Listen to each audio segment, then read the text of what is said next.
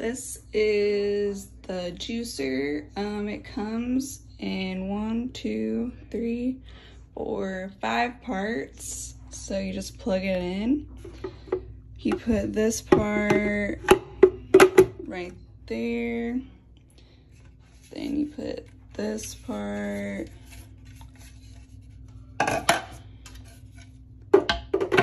like that.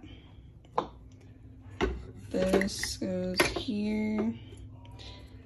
And then I'll show you the top and how you use this. After you have the top on, you just do this. Mine's kind of dirty. It's a little bit hard to clean, a little tedious.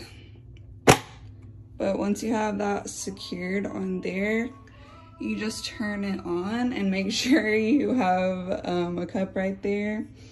And then you get to juice. So once you turn it on, it is pretty loud, but I normally just put a mason jar right there to fill up with juice. It fits perfectly, and I'll show you how it works.